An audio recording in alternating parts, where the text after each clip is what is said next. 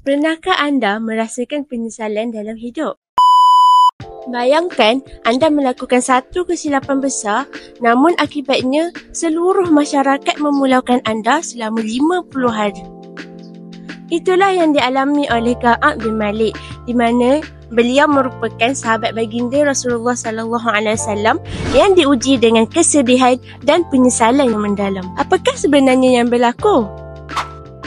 Pada tahun 9 Hijrah, Rasulullah SAW bersama kaum muslimin diperintahkan untuk menyertai Perang Tabuk. Perang Tabuk merupakan satu peperangan yang amat mencabar pada musim panas yang sangat terik. Semua para muslimin telah bersiap sedia untuk menyertai peperangan, kecuali Ka'ab bin Malik.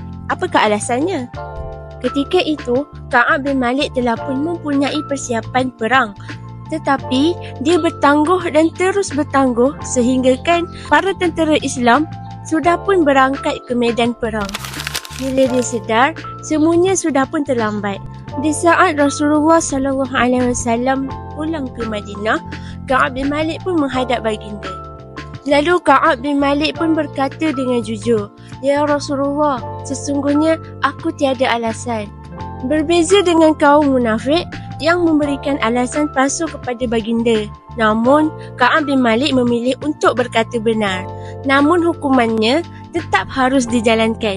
Lalu, baginda Rasulullah SAW mengarahkan agar Ka'ab bin Malik bersama dua lagi sahabat yang tidak turut menyertai perang, iaitu Hilal bin Umayyah dan Murrah bin Rabi' agar dipulaukan oleh seluruh penduduk Madinah. Apakah maksud dipulaukan? Dipulaukan ialah di mana tiada seorang pun yang dibenarkan untuk bercakap bersama mereka. Mereka diabaikan di mana-mana sahaja, termasuklah di pasar, di masjid dan di jalanan.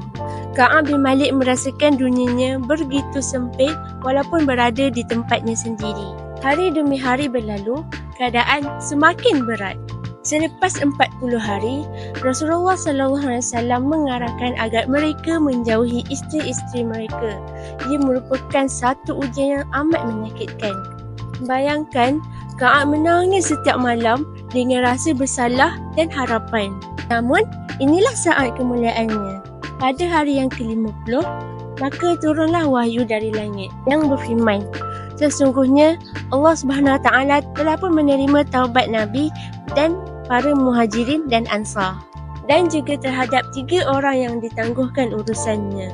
Surah At-Taubah ayat 118. Setelah mengetahui hal tersebut, Ka'ab bin Malik segera berlari ke masjid lalu bersujud syukur sambil menangis.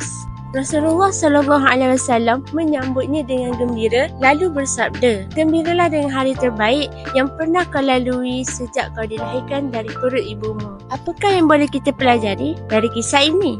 Yang pertama, jangan bertangguh dalam kebaikan. Yang kedua, jujurlah walaupun pahit, kerana kejujuran itu akan membawa rahmat. Dan yang terakhir, sesungguhnya Allah SWT Maha Pengampun kepada orang-orang yang bersungguh-sungguh dalam taubatnya. Pernahkah anda merasakan penyesalan dalam hidup? Kisah ini mengingatkan kita bahawa pintu taubat sentiasa terbuka. Jangan lupa like, share agar ramai lagi yang dapat terinspirasi dengan kisah Ka'ab bin Malik. Itu sahaja daripada saya. Sekian, terima kasih.